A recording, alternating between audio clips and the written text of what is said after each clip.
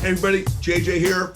Welcome to the first Zoom call of 2022. Really excited about today. We have none other than my good friend Brooks O'Hearn with us today.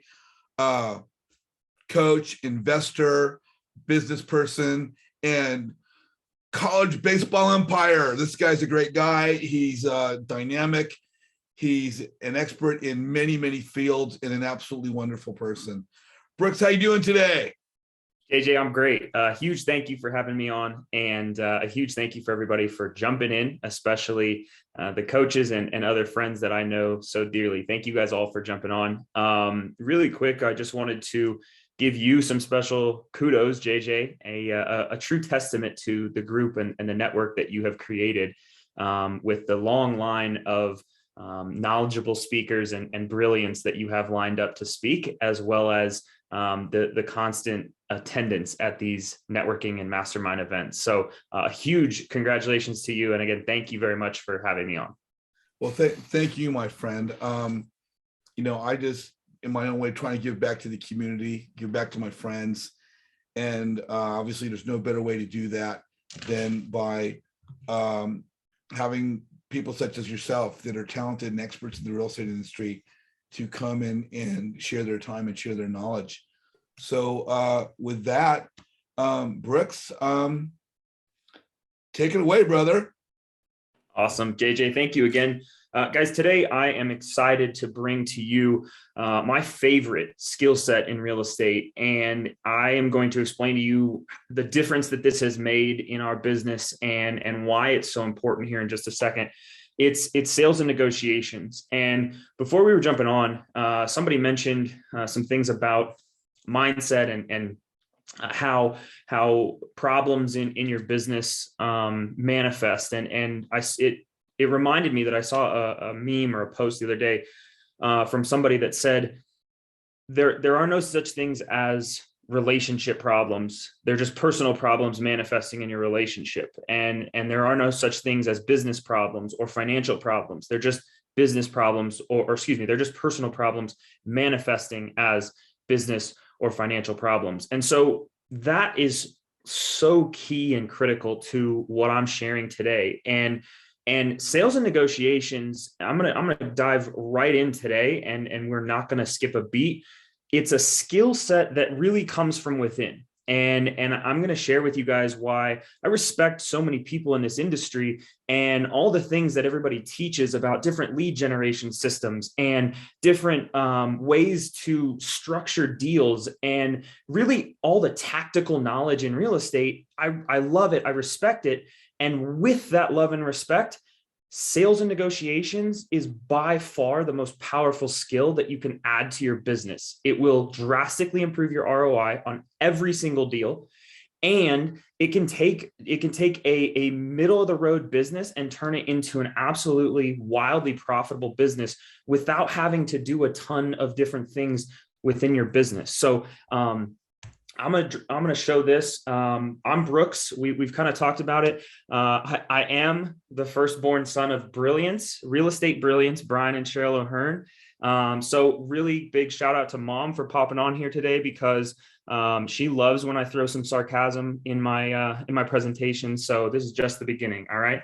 For those of you that don't know me, I have coached over 2,000 students nationwide and spent some time with organizations that you guys all know, and then coached on my own as well. So seeing my students succeed is the greatest part of coaching, and that's why I do it. Also what I can learn from students and what they bring to the table. So through coaching, I've learned more than probably through anything else. And by far, my favorite part of the deal is the buying and the selling. Like, that is game on for me. When you get me into the negotiation phase or the contract phase of these projects, that is by far my favorite. Like, it is, lace up the track shoes, put the boxing gloves on, whatever it is, tee it up, let's go. That's game on for me. And I'm a licensed realtor and also run the acquisitions and dispositions for our family, Shamrock Homes LLC. So, guys, 100% of you today have a chance to drastically change your business. And I want you all, we're going to be interactive today. So I want you all to drop 100 in the chat box for me. Drop 100. This is no exaggeration. Every single one of you can take what I am teaching today and implement it into your business for drastic change. Over the last 15, 16 months, my family and I have been on a journey to improve our sales and negotiations skill set. Combined, we've spent thousands of hours improving sales and negotiations, communications. And for those of you that were in the group earlier this week, you probably saw one of my videos where I mentioned the drastic improvement of profit on our deals. This year, I'm most proud of the wholesaling side of our business. And a couple of you guys just mentioned on your intros that you maybe weren't doing much wholesaling, or like you just now got into it. Some of you may not even be in wholesaling yet. For us, wholesaling was like a quick little, it was like a last ditch effort. Basically, if we didn't like the project, we would wholesale the deal off. And it was like, okay, let's just kick it away and make 20 grand. Okay. Not a bad payday. However, using these skills, we've closed $100,000 wholesale this year, an $80,000 wholesale this year, multiple 50K wholesale deals this year. And our average profit is over 65,000 on wholesale deals this year. So it drastically improves our business. And I want you guys to go inside really quickly of your own businesses just for a second. And I want you to think of the difference that could be made if you're able to take your profit and 3 or 4 times that output, right? 3 times that result. What would an average deal then look like for you? And how much faster can you reach your goals? Also, how many fewer deals do you have to do each year in order to achieve those goals, right? We can now do a third of the deal flow on the wholesaling side if we wanted, and still keep the same profits, or, doing the same number of deals, of course, explodes our profitability. So that's why I'm so passionate about sales and negotiations. And that's why I think it is by far the most important skill set that you can add in your business. And that was why sales and negotiation right there. I want you guys to work a quick exercise with me. How many of you guys, by show of hands or say yes in the chat box, how many of you guys have seen an image like this, or understand that this is the marketing and acquisition side to our business? Like this is a picture, an illustration of the business. Yes? Good. Yes. Awesome. So here's what I think most gurus get wrong about the way they try to change businesses. And again, love and respect every single one of you guys, and everybody out there in this industry.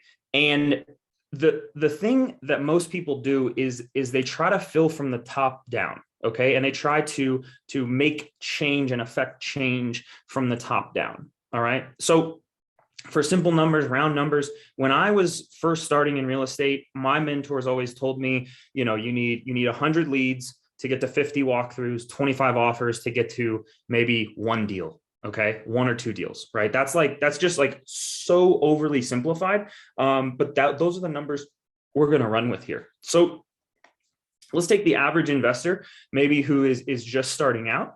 And the average investor who's just starting out, probably, they're working their ass off to get 100 leads to 50 walkthroughs, 25 offers, and get themselves 1 deal.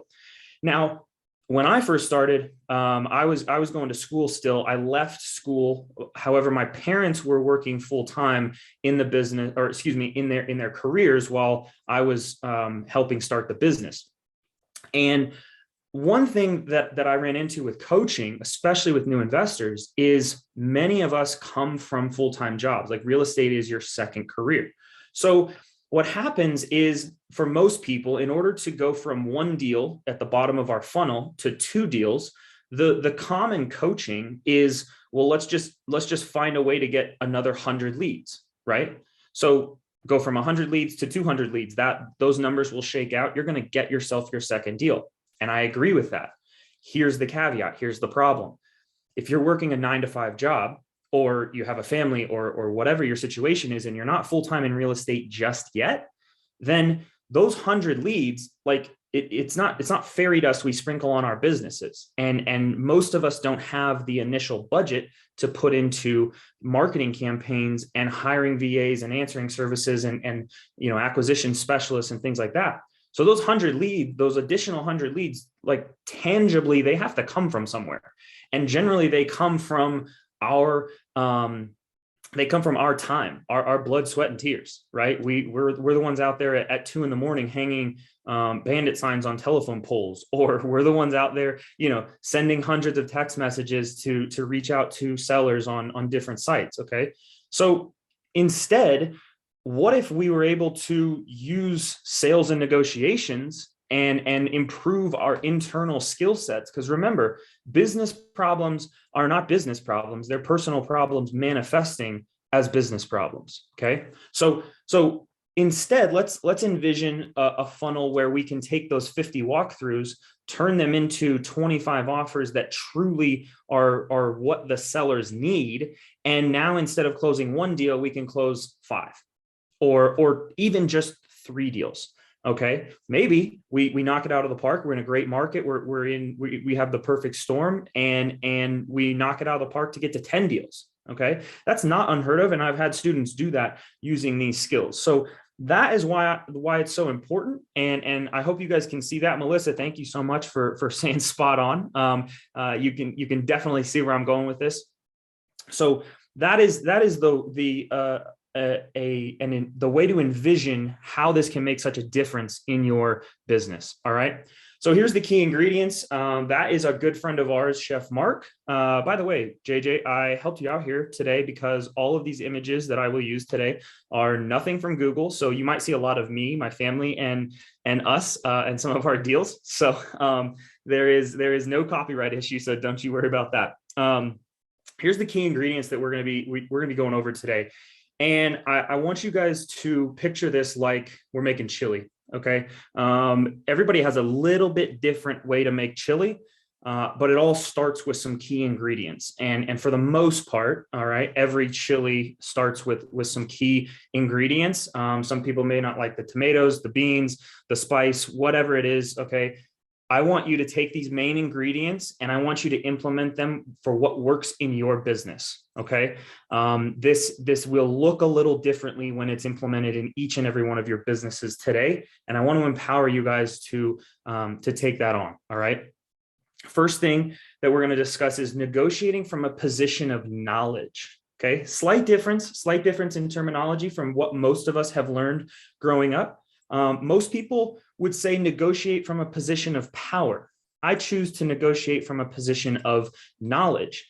And any of you guys can ask my mother at the end here. There is no one that can outmatch my negotiating knowledge within our business. And she says very often that she is very happy that I am on our team instead of on the opposing team. So second up is going to be communication 101.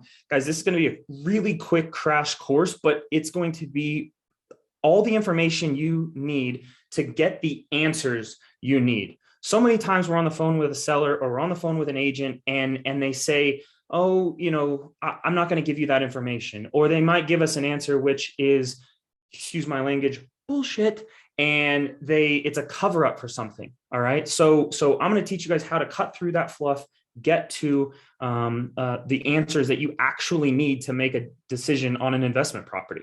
All right. We're going to do some real estate yoga. All right. I promise you, no physical movement required. All right. Nobody has to get up out of their chairs, but I'm going to show you guys how to do some real estate yoga and how we can implement that into our sales and our negotiation strategies so that we can, again, get more offers accepted. And then we'll round it off with some case studies. Who would like to see how we take all these pieces, put it into action, and how we've done some of the deals that we've done just this last year? Yes? Drop it in the chat box for me. So, guys, first question for you guys.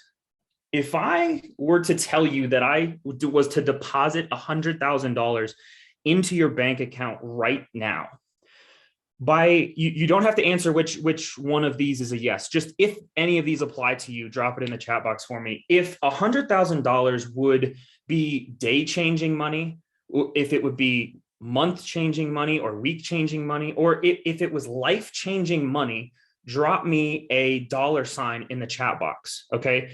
If that's any of those, if I were to give you $100,000 today, okay, day changing money, life changing money, week or month changing money, absolutely yes, right? Absolutely yes. Now, for those of you all, okay, and anybody who's comfortable sharing, for what purpose would that be life, day, game changing, life changing money? Like, what would it do, right? It's not because the $100,000, like I can log into my bank account and now all of a sudden I see X value today plus 100,000 digits, right? Digits. Okay. So exactly, making the right investment. Kristen, buy my first rental property, or buy and hold property. Okay. Melissa, allow me to get rid of my W-2. These are perfect, guys. These are perfect. And I want you guys to understand what we just discovered. Price is a cover-up for a number of things. Okay. It's not actually the money that makes a difference. So when you encounter a seller, when you encounter an agent that says price is my most important factor, or price is the most important thing to my seller, internally in the back of your mind, you can say, huh, BS. And then I'm going to teach you what to say next so we can get the answers we want. But price is a cover-up. Okay. The dollars and cents in your bank account aren't doing anything until you deploy them and actually make the change that you need to make in your life. And these things behind all of these answers here today are what we want to uncover when we're talking to sellers and when we're talking directly to agents. Okay. So with this, we're going to negotiate from a position of knowledge. All right. So these are all the things that we can negotiate on. And I'm going to run through this. Price, you're going to see 2 asterisks there, because hopefully by the end of this slide, I will have proven to you that this is truly the lowest thing, the lowest priority issue in any transaction. Price is by far the lowest thing. It can cover up for a lot of things, but it's super low priority for us. Okay. Inspection, we can negotiate with inspection. We can negotiate closing timeline, how quickly we close.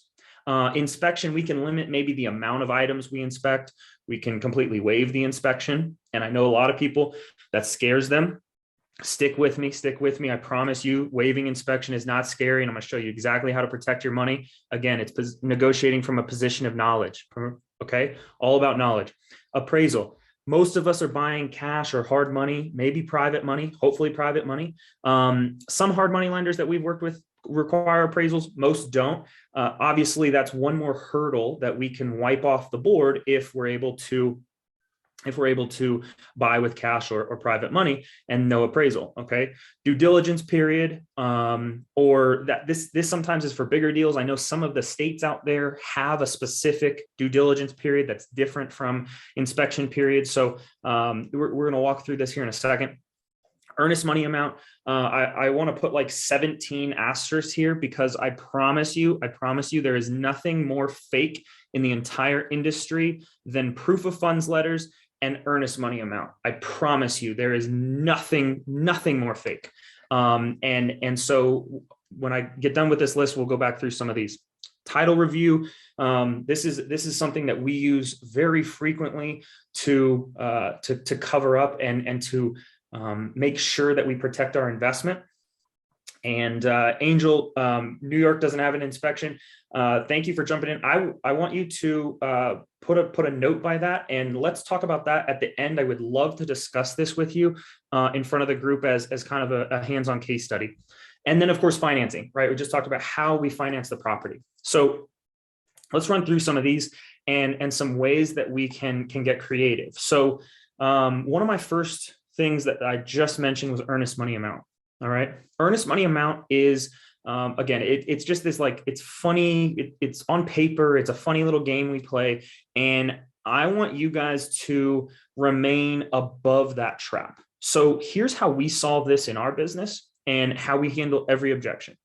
At most, we will put down 1% of earnest money. Now, some of you guys are in other states. I think there's a state, it might be New York or might be New Jersey from my time coaching the people up in that area.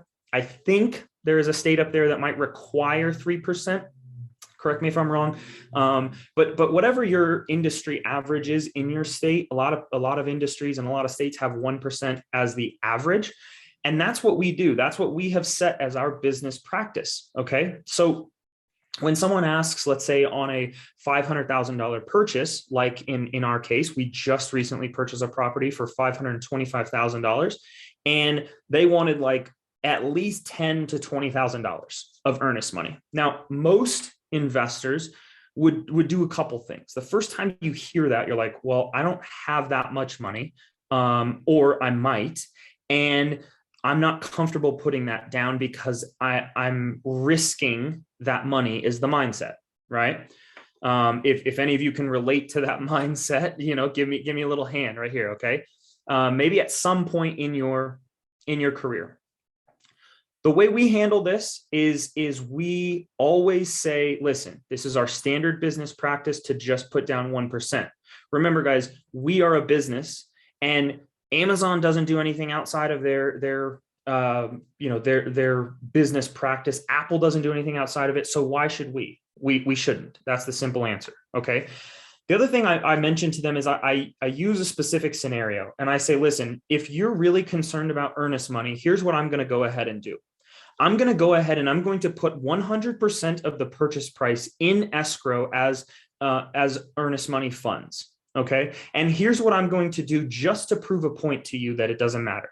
I am going to wait until the very last day of my inspection objection, title objection, whatever clause I have in the contract. And I say, I'm going to wait until the very last day, and then I'm going to terminate. And you know what the title company is going to do? The title company is going to send me back 100% of my money. And it didn't matter whether I put down $1 or $500,000. I get my money back because I'm protected. And then I say, does it really matter how much we put down? The answer is always no. There's really no comeback to this objection. That is the ultimate objection blocker. And so then I say, thank you very much. I'm going to write the contract as 1% earnest money. And that's it. That's it. Right. We don't entertain that. We pretend that objection doesn't exist after that. And we go forward. The other thing is inspection. Okay. So I talk to you guys, and I know many of you on this call I have coached personally, and I also know many of your coaches who have coached you through your careers. This is a really hot button issue, especially for new investors, and this is waiving inspection. Okay, I'm going to show you as a case study later in this presentation on how we waive inspection on our deals and make them look really good on paper. But we protect ourselves with other outs. And most often I protect myself with a title review clause. And this is where I say negotiating with knowledge is so important. Title review in Colorado specifically says, at the sole discretion of the buyer may terminate the contract up until the date of the objection day or 10 days after they receive title work. Okay. So you want to double check this. And this is by far the most important thing. You guys, like, you can read and read and read about how to do a subject to deal. And I promise you and I'm not picking on subject twos. I love subject twos. So stick with me. You can read as much as you want on how to do a subject to deal. What is better use of your time is reading over your state contract or your contract that you always use and know exactly the ins and outs of every section in that contract and never step outside of the four corners of that contract. And you will be the most protected person in the history of America. I promise you. All right. That is where deals go wrong and lawsuits happen, is when everything steps outside of it or somebody didn't read the contract. So negotiating with knowledge really just starts with a basic understanding of the contract, and you can pull some different levers. So again, we can waive inspection, and typically our inspection is 5 to 7 days. Well, the standard title review deadline in Colorado is like 14 days. That's like a standard contract. Okay. So I can give myself 14 days. And again, it's at the sole subjective discretion of the buyer that I can terminate based on title work. And no one can ask any questions when maybe I did my inspection and I found a whole bunch of other damage in the property that I can't pay for and the seller won't renegotiate with me. So then I can terminate on title. All right. So using some of those other pieces, especially when you're allowed the freedom of sole subjective discretion, that I promise you is like the most vague, powerful statement for only one side of the contract in any contract. So stick with that. All right. Anything else? Like we could talk about some of these other things and how they come into play on some of the case studies, but those are the two most important for me. All right. Let's talk about communication 101. All right. How to get the answers you need. So that's actually me in college doing some science experiment, and God knows what it was. Have no idea. I don't remember the science experiment because now I'm in real estate and I don't use what I learned there. So again, thank you guys for being here tonight or this afternoon, whichever time zone you're in, because I promise you, you're learning way more than I ever did that day in my science class in college. So communication science. This starts with rapport versus commonality. And I know a handful of coaches on here are also NLP certified, and this comes straight from NLP.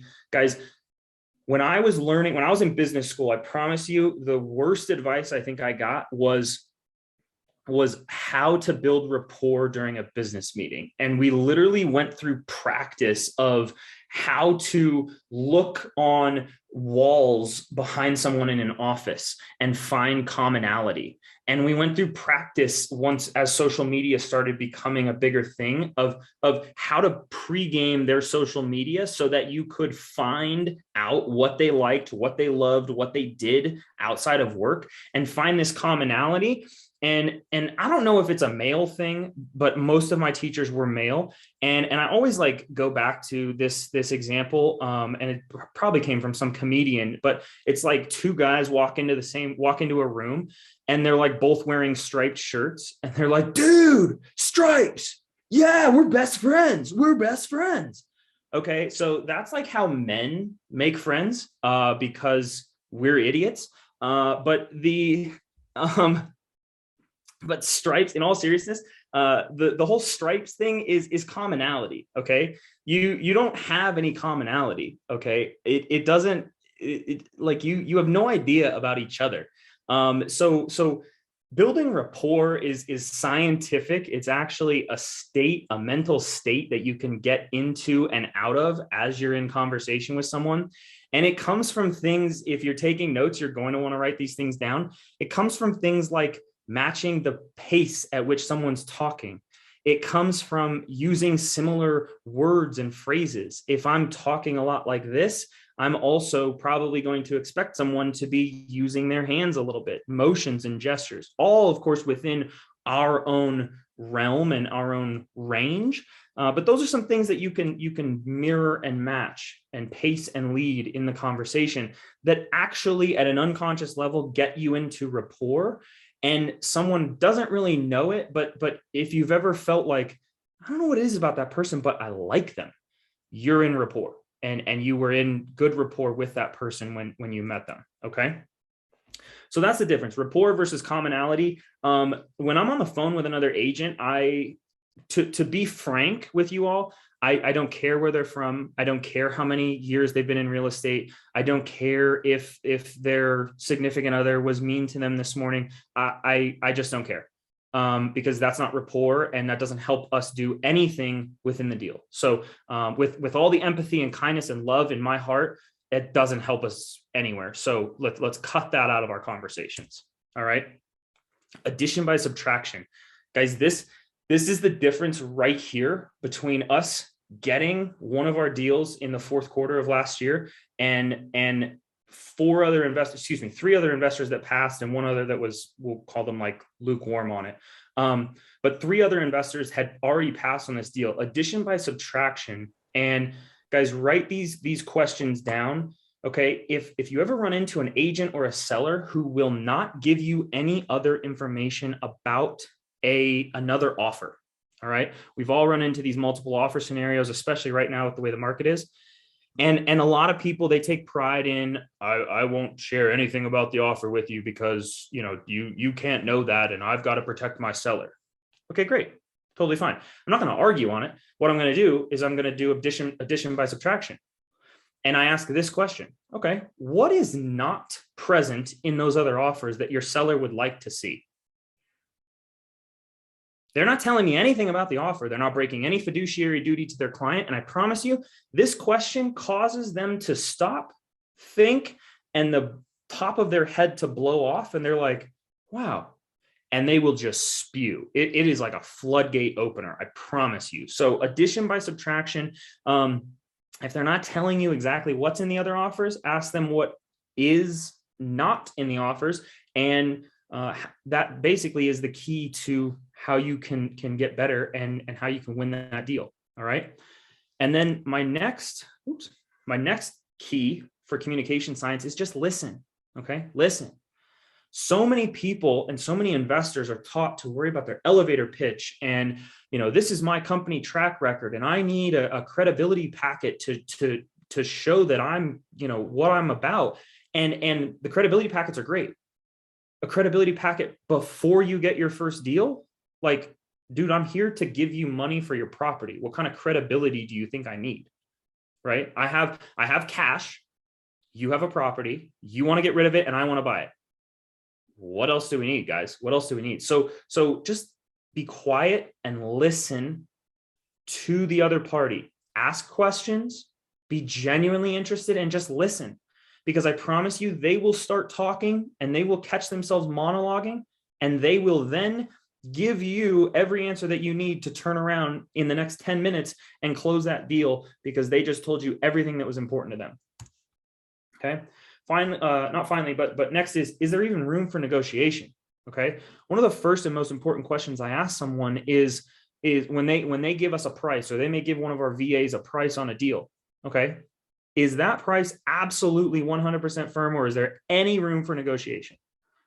And I phrase it just that way. I put the emphasis on those words. So listen again.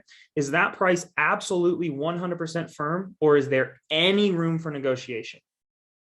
Okay. All I need is just a foot in the door. But if they tell me that price is absolutely 100% in cement and non-negotiable, guess what? We walk. I'm not putting, if my price is not near that price, I'm not wasting my time and I'm not wasting their time. Okay. You guys feel free to move on from deals. And this is who's leading and who's pacing. All right. So many of my students that I've talked to and that I work with, we were just on the phone with a student 2 weeks ago. And he said, I get a call from a seller and they say, yes, they're motivated to sell. And I go directly to the property so that I can see it. And I really love, talking with them face to face and having that conversation. And then I get home and I run the numbers and I realize, oh, it's not a deal. I said, well, how many hours did you waste? 3, 4. Okay. Well, you owe it to yourself, and you also owe it to that seller to say, I'm very sorry. And not really, I'm very sorry. We are not the right fit for you. So here are other options for you in the real estate market. And I promise you, it's so freeing to say that, and people will respect you if you show them candor and say, listen, I cannot buy your property, and I'm also not the right fit for you. All right. Be okay to say that. And then finally, it's okay to be selfish. All right. We're not trying to win and make the other party lose the negotiations, but let's do what's good for us first in this business. All right. When you're communicating, when you're negotiating, let's do what's good for us first. All right. Real estate yoga. All right. Again, stay seated. Nobody move. Nobody pull a muscle. All right. This is my favorite yoga spot in all of the world. It's outside of our condo in Hawaii. Absolute favorite yoga spot right there. Every morning we have yoga, and that's my favorite spot. So thank you all for allowing me to share that with you. The law of requisite variety, guys. If you take one thing from this presentation, I promise you, write this down, print it off, paint a pretty picture behind it, do whatever you want, frame it and put it in your office. And this is going to be the most important thing in your entire business. Okay. The law of requisite variety says the person or system with the most flexibility of behavior controls the system. Okay, read that again. The person or system that has the most flexibility of behavior controls the system. Here's what I mean. I'm a big golfer. Let's take a look at this. Let's take a look at this tee shot right here, okay? Flexibility of behavior says I look out at that golf hole and I choose which shot to hit based on a few factors. How am I hitting the ball that day? What's going well for me and what's not? How does the hole shape up and what do I have in front of me? Okay. And then what are the conditions? Is there wind? Is it colder, hotter? Ball, ball's going to fly, ball's not going to fly. This is in the mountains. Ball flies a lot higher than it does, out in LA where JJ plays golf. The law of requisite variety says I am not going to force my way down into whatever deal or whatever negotiation. And this is why, guys, when we spend all of our time learning how to generate more leads, or we spend more time learning how to structure deals, right? Again, we talked about creative financing and subject to, or hard money versus private money, or seller financing, all kinds of different crazy fun ways that we can buy these properties. At the end of the day, what does the deal require? What does that seller need from us? Okay.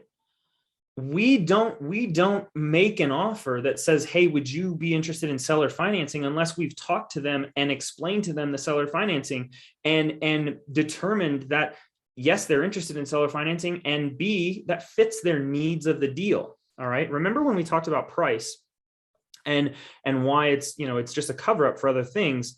The important thing to ask is, when you're asking what's important in this deal to them, is two words: what else? They will always say price, and then you say, okay, what else? Let them talk. They will tell you. They will tell you, hey, I need enough cash to get rid of my W-2 job. Hey, they will tell you, I need the cash so I can go buy my next investment property. That's not a candidate for seller finance. Okay. They will tell you, hey, I'm just sick and tired of being a landlord and I love the cash flow, but I just don't want the day-to-day management. Ooh, that's a good one for seller financing. The person or system with the most flexibility of behavior controls the system. All right. Screenshot that. Let's go. All right. Case studies. So quick case study, guys. Again, I am a licensed realtor, and this is not an advertisement. This is just the only picture I have of my boy Jose, who's on our team. Okay, so this is a quick case study. Every 2 weeks, we run a lunch and learn for our agents, and we also open it up to other licensed agents. But where we touch on a lot of sales and negotiation stuff. And Jose, I tell you that to tell you that Jose took everything that I was teaching him and crushed this freaking deal, like absolutely crushed this deal. So here was the scenario. He's got a buyer down in a market just south of Denver, and it's Pueblo, Colorado. So a lot lower price point market, but just south. And he has a phone call with an agent, and initially the agent gives him like is yelling at him, right? Yelling at him because he's like beating his chest. I've been in this business for 40 years. And when I leave this business, people are going to remember me as the guy that always fought for my clients, and the guy that never gave any information away, that my clients didn't want me to. And just like this whole like me crap, whatever. I don't know what was going on with him. Again, this is why I don't ask these questions. I don't know if his spouse was mad at him. I don't know if he had a spouse, if he was mad that he didn't have a spouse. I don't know. Right. And I don't care. So Jose asked these questions, and he's like very calm. Okay. He starts working through how to build rapport. All right. So he slows the conversation down, brings it back to a manageable point, and he's working him through, and all of a sudden the floodgates just open, right? The floodgates just open because Jose was addition by subtraction. He was asking other questions, okay, and asking, well, what doesn't that offer have that you have on the table? And he was asking again, what's important to your seller? And price. What else? What else? Right? What else? So Jose was able to come away after this agent was on this huge diatribe about how good he was and how the real estate industry was going to remember him. And you know, guys, respectfully, whatever we accomplish in this industry, like nobody's going to remember us, and it's really not that big of a deal. So like let's shake off some of the pressure and just remember that like nobody really cares. All right, we're buying and selling houses, and we're making impactful decisions to specific families. In the grand scheme of things, nobody's going to remember us. All right, so he comes away, Jose comes away with so much information that all of a sudden the agent spills about what's the price of the other offer, how their other offer is financed, whether they have an inspection, their closing timeline, literally everything he needs. Jose goes ahead and submits an offer, all cash, at the price of the other offer. And the other offer was might have been a little lower, but they were right around the same ballpark. And Jose submits the offer. He's all cash, no inspection, and he knows that the other offer is financed. And the other agent tries to call him back later that night, like almost totally forgot about this conversation. And he tries to call him back and like strong arm him into an extra $5,000 in the property.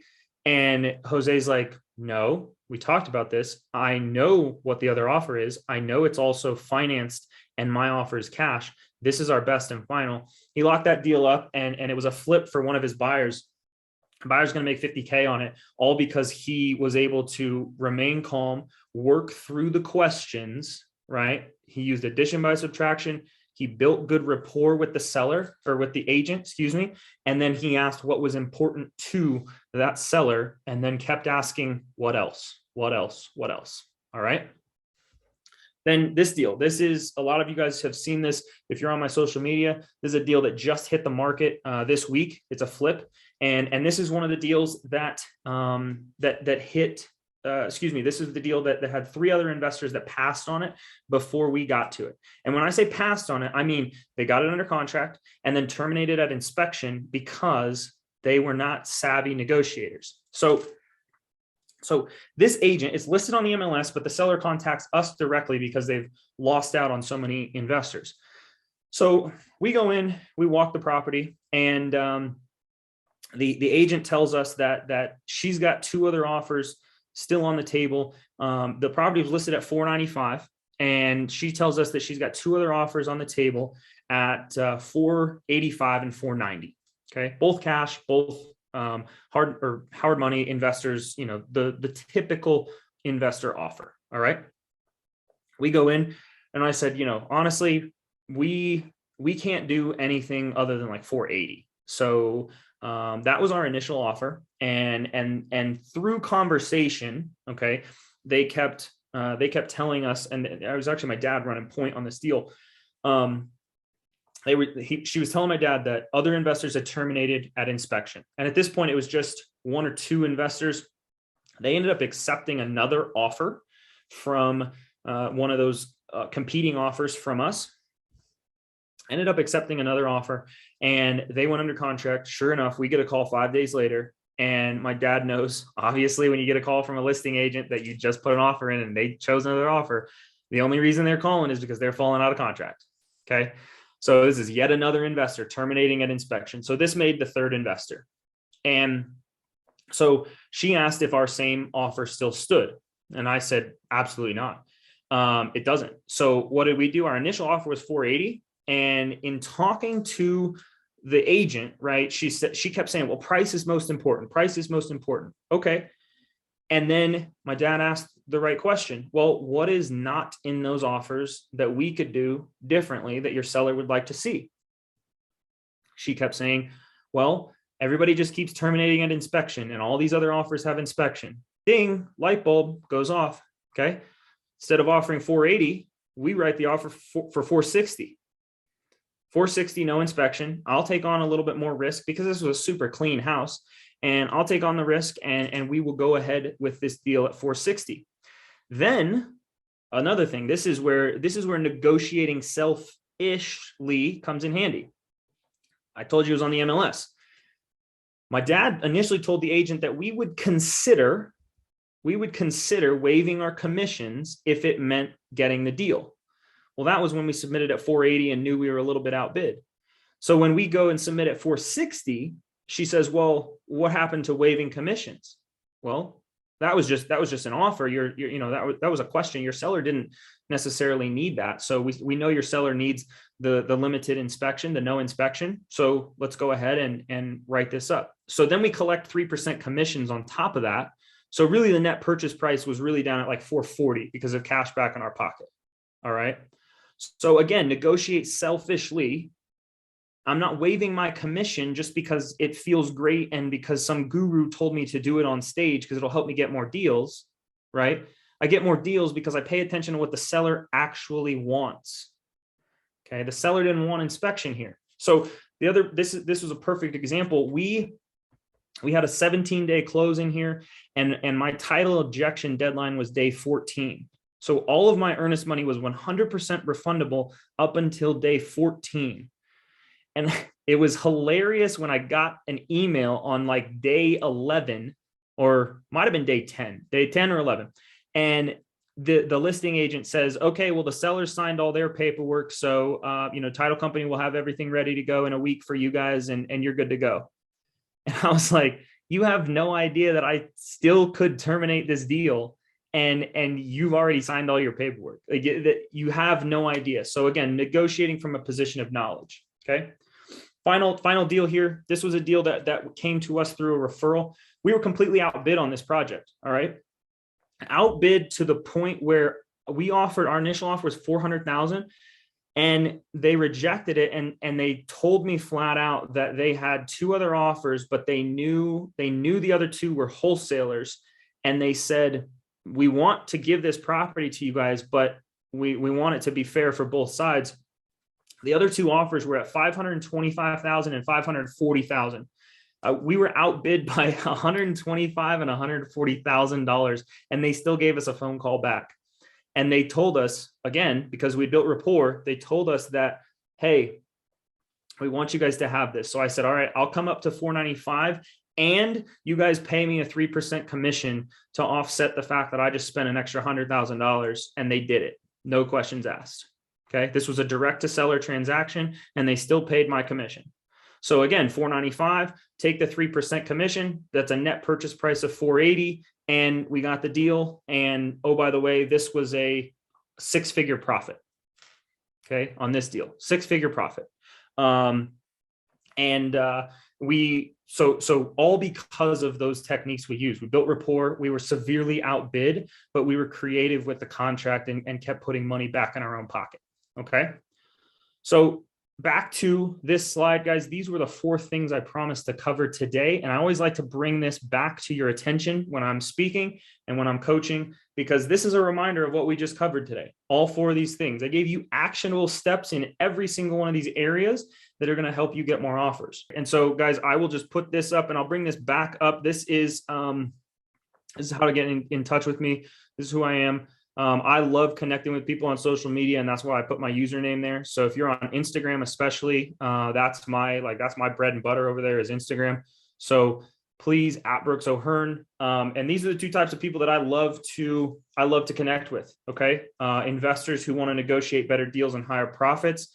I have small groups that I coach from time to time, but it's not like, there's no sales pitch, and I just love connecting with people. And also, guys, if you're looking, I mentioned the biweekly lunch and learns for realtors. We do that through our EXP team, and we are all highly trained in the real estate industry and in many different facets of the real estate industry. So if you're looking for those opportunities, shoot me an email. If you would like to join those lunch and learns, they're bi-weekly if you guys want to jump in. Okay. Yeah, Brooks, we're going to go into the breakout rooms momentarily. Then after the breakout rooms, we'll be going to the Q&A. You guys keep your questions handy. Everybody else that's been, looking at the presentation on YouTube, thanks for being here. Thanks for joining us.